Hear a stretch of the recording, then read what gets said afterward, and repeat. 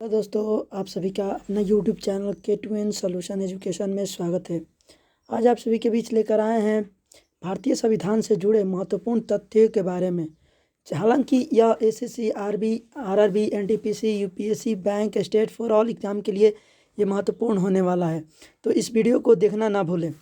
तो चलिए चलते हैं सीधे अपने प्रश्न की ओर और देखते हैं कि आज के भारतीय संविधान के मुख्य तथ्य वो क्या क्या हैं। ठीक है, इससे पहले मैं बता दूं कि अगर मेरे चैनल पर नए हैं तो मेरे इस चैनल को सब्सक्राइब कर लें और बेल आइकन को दबाएं और अधिक से अधिक दोस्तों के पास शेयर करें। तो चलिए चलते हैं सीधे अपने उन वीडियो की तरफ। इससे पहले एक और बात बता दूं कि वीडियो को कृपया स्किप ना करें, अंत तक देखें और हमारे यूट्यूब चैनल में बने रहें। तो चलिए चलते हैं सीधे अपने उन प्रश्नों की ओर। तो ये महत्वपूर्ण तथ्य कौन कौन से हैं, आइए जानते हैं। तो पहला इसमें टॉपिक है, पहला प्रश्न है कि भारतीय संविधान का निर्माण जो है, इनका निर्माण करने में 2 वर्ष 11 माह 18 दिन लगा था। ठीक है, इसी के साथ अगला टॉपिक है, अगला प्रश्न है कि संविधान सभा का गठन कैबिनेट मिशन योजना के प्रावधानों के अनुसार अप्रत्यक्ष रूप से राज्यों के विधान सभाओं द्वारा नवंबर 1946 में किया गया था। ठीक है, अगला टॉपिक है, अगला पॉइंट है कि संविधान सभा में कुल 389 सदस्य थे। ठीक है, कितना? 389 सदस्य थे, जिसमें 292 जो है प्रांतों से तथा 93 देशी रियासतों से चुने जाने थे। ठीक है, और 4 सदस्य जो जो थे वो कमिश्नरी क्षेत्र से थे। ठीक है, इसी के साथ अगला पॉइंट है कि प्रांतीय विधान सभा में प्रत्येक समुदाय के सदस्यों ने एकल संक्रमणीय ये पद्धति के अनुपातिक प्रतिनिधित्व के अनुसार अपने प्रतिनिधित्व का निर्वाचन किया है। ठीक है, इसमें आगे है कि देशी रियासतों से चयन की पद्धति परामर्श से तय की जानी थी। इसी में अगला टॉपिक है कि 3 जून 1947 की योजना के अधीन पाकिस्तान के लिए पृथक संविधान सभा का गठन किया गया। ठीक है, कब? 3 जून 1947। ठीक, इसी में है कि महात्मा गांधी ने 1922 में स्वराज का अर्थ समझाते हुए यह संकेत दिया था कि भारत के लिए भारतीय ही संविधान बनाएगा। ठीक है, इसी में अगला टॉपिक है कि 1929 के लाहौर अधिवेशन में कांग्रेस ने पूर्ण स्वराज का प्रस्ताव पारित किया था। तो 1929 में किसने? लाहौर अधिवेशन में कांग्रेस ने पूर्ण स्वराज का प्रस्ताव पारित किया था। इसी में अगला टॉपिक है कि सर्वप्रथम 1914 में संविधान सभा की मांग की गई स्वराज पार्टी ने मई 1934 में तथा कांग्रेस ने फैजपुर अधिवेशन में इस मांग को दोहराया। ठीक है, और 1942 में क्रिप्स प्रस्ताव में संविधान सभा की मांग को स्वीकार किया गया। इसमें अगला टॉपिक है कि संविधान सभा में जनसंख्या के आधार पर लगभग 10 लाख पार एक प्रतिनिधित्व निर्धारित किया गया था। ठीक है, संविधान सभा निर्माण के लिए 60 देशों के संविधान का अध्ययन किया गया था। इसमें अगला पॉइंट है कि विभाजन के बाद संविधान सभा की सदस्य संख्या 299 रह गई, जिसमें से 284 सदस्यों ने 26 नवंबर 1949 को संविधान पर हस्ताक्षर किए। तो कितने सदस्यों ने? तो 284 सदस्य जो थे वो 26 नवंबर 1949 को ही संविधान पे हस्ताक्षर किए थे। हालांकि इस संविधान सभा में जो है कुल 299 सदस्य शामिल थे। इसी के साथ अगला टॉपिक है, संविधान सभा की प्रथम बैठक जो है वो 9 दिसंबर 1946 को की गई थी। तो संविधान सभा की प्रथम बैठक कब हुई थी? 9 दिसंबर 1946 में की गई थी। प्रथम बैठक के अध्यक्षता डॉक्टर सच्चिदानंद सिन्हा ने की थी। तो इसका प्रथम बैठक जो थी उस किनके अध्यक्षता में हुई थी, तो डॉक्टर सच्चिदानंद सिन्हा के अध्यक्षता में की गई थी। तथा मुस्लिम लीग ने इसका बहिष्कार किया, और मुस्लिम लीग जो था इसका बहिष्कार किया था। इसी के साथ अगला टॉपिक है कि 11 दिसंबर 1946 को डॉक्टर राजेंद्र प्रसाद को संविधान सभा का अस्थायी सदस्य चुना गया। तो पूछा जा सकता है कि इसमें डॉक्टर राजेंद्र प्रसाद को जो है संविधान सभा का अस्थायी सदस्य कब चुना गया था, तो 11 दिसंबर 1946 को चुना गया था। इसी में है कि श्री BN राव को संविधान सभा के संवैधानिक सलाहकार पद पर नियुक्त किया गया। तो संवैधानिक सलाहकार पद पे किसे नियुक्त किया गया, BN राव को। ठीक है, अगला है कि 13 दिसंबर 1946 को जवाहरलाल नेहरू ने संविधान सभा का उद्देश्य प्रस्ताव प्रस्तुत कर संविधान निर्माण का कार्य करना प्रारंभ किया। यह प्रस्ताव जो है संविधान सभा द्वारा 22 जनवरी 1947 को पारित कर दिया गया। ठीक है, तो ये कब जो है प्रस्तावना पारित कर दिया गया, तो 22 जनवरी 1947 को।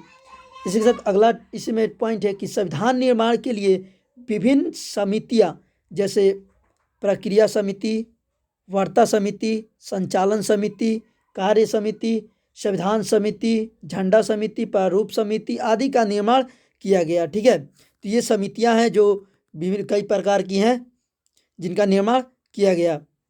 इसमें है कि विभिन्न समितियों में प्रमुख और प्रारूप समिति जो कि 19 अगस्त 1947 को बनी थी के अध्यक्ष जो थे, यानी कि इस प्रारूप समिति जो बनी थी 19 अगस्त 1947 में, इसके अध्यक्ष जो थे डॉक्टर भीमराव अंबेडकर को बनाया गया।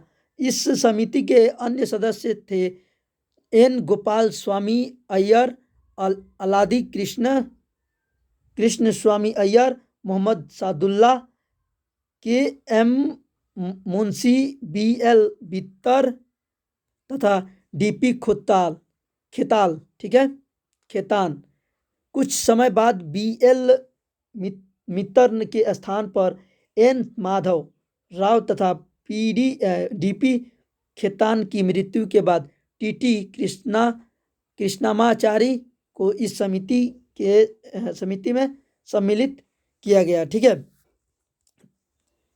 इसमें अगला टॉपिक है कि अगला पॉइंट है कि संविधान सभा की बैठक का तृतीय और अंतिम वाचन 14 नवंबर 1949 को हुआ। इस बैठक में 26 नवंबर 1949 को जो है ये समाप्त हुआ। बैठक जो हुआ 14 नवंबर 1949 को हुआ और 26 नवंबर 1949 में समाप्त हो गया यह बैठक। ठीक है, इसमें और पॉइंट है कि 26 नवंबर 1949 को ही अंतिम पारित संविधान पर सभापति तथा स्थित सदस्यों के हस्ताक्षर हुए। इसी दिन संविधान सभा ने भारत के संविधान को अंगीकार कर लिया। अंगीकार यानी कि स्वीकार कर लिया। नागरिकता निर्वाचन और अंतरिम संसद से संविधान उपलब्धों को तथा अस्थायी एवं संक्रमण उपलब्धों को 26 नवंबर 1949 से ही तुरंत प्रभावित किया गया। ठीक है, तो ये प्रमुख ये जो तय हैं भारतीय संविधान से जुड़े प्रमुख तथ्य थे। आइए इसके बारे में कुछ और जानते हैं।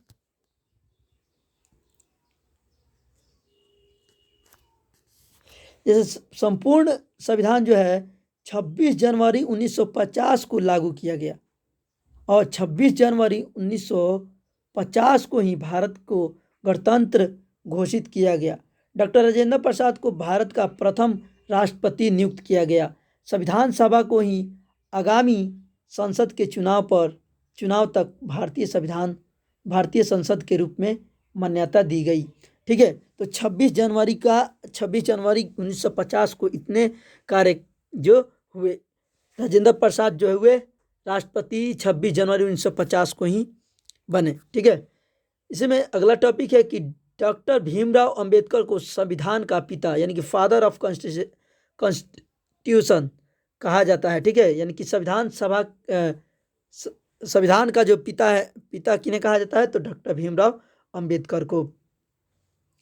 इसमें अगला पॉइंट है कि भारतीय संविधान जो है विश्व का सबसे लंबा लिखित संविधान है।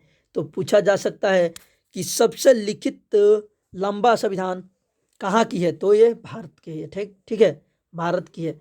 भारतीय संविधान में प्रस्तावनों के अतिरिक्त 395 अनुच्छेद तथा 8 अनुसूचियां हैं। ठीक है, इसमें कुछ और भी पॉइंट है कि संविधान की उद्देशिका यानी कि प्रस्तावना में संविधान के अध्याय और उसके आदर्शों का संक्षिप्त वर्णन है। जहां संविधान की भाषा संदिग्ध होती है वहां उद्देशिका भी की सहायता ली जाती है। ठीक है, इसमें और भी पॉइंट है कि उद्देशिका को संविधान की कुंजी भी कहा जाता है। तो पूछा जा सकता है कि उद्देशिका को क्या कहा जाता है, तो संविधान की कुंजी भी कहा जाता है। इसमें कुछ और भी पॉइंट है कि उद्देशिका को न्यायालय में परिवर्तित नहीं किया जा सकता है। भारत को 26 जनवरी 1950 को एक गणराज्य यानी कि रिपब्लिक घोषित किया गया, जिसका तात्पर्य है कि भारत जो है, भारत का राष्ट्र अध्यक्ष निर्वाचित होगा, अनुवांशिक नहीं। ठीक है, इसमें कुछ और भी पॉइंट है कि जैसे उद्देशिका में समाजवादी, धर्मनिरपेक्ष एवं अखंडता शब्द 1976 में 42वें संशोधन द्वारा जोड़े गए। तो 42वें संशोधन द्वारा जब 1976 में कौन कौन से शब्द जुड़े गए, तो समाजवादी, धर्मनिरपेक्ष, अखंडता, ये शब्द सभी जोड़े गए 42वें संशोधन में। ठीक है, इसमें पॉइंट है कि समाजवादी शब्द का अर्थ समाजवादी राज्य अर्थात सभी उत्पाद एवं वितरण के साधनों का राष्ट्रीयकरण नहीं है, बल्कि गरीब एवं अमीर के बीच दूरी को कम करना। पंथ निरपेक्ष का अर्थ सरकार द्वारा सभी धर्मों का समान संरक्षण एवं समान करना। ठीक है, इस पॉइंट का लास्ट पॉइंट है कि भारतीय संविधान में भारत को राज्य का संघ यानी कि यूनियन ऑफ स्टेट्स कहा गया। संघ यानी कि फेडरेशन शब्द का कहीं भी प्रयोग नहीं किया गया है। इसी में कुछ और भी है कि संविधान के संघात्मक लक्षण जो है वह संविधान की सर्वोच्चता, शक्तियों का विभाजन, स्वतंत्र सर्वोच्च न्यायालय और उच्च सदन का राज्य सदन। ठीक है,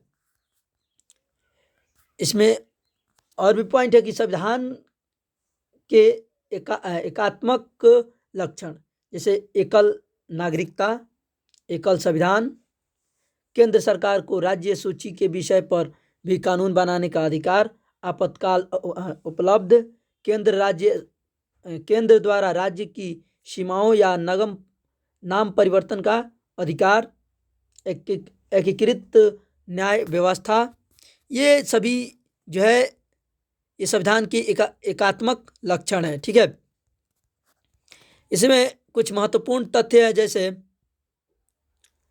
कि आइए जानते हैं कि मूल संविधान में जो मूल कर्तव्य फंडामेंटल ड्यूटीज जो है का समावेश नहीं था। 42वां संविधान संशोधन 1976 द्वारा संविधान के भाग 4 के अनुच्छेद 51 क में 10 मौलिक कर्तव्य का समावेश किया गया है। ठीक है, संविधान के भाग 3 में अनुच्छेद 13 से 33 तक मौलिक अधिकारों का वर्णन है।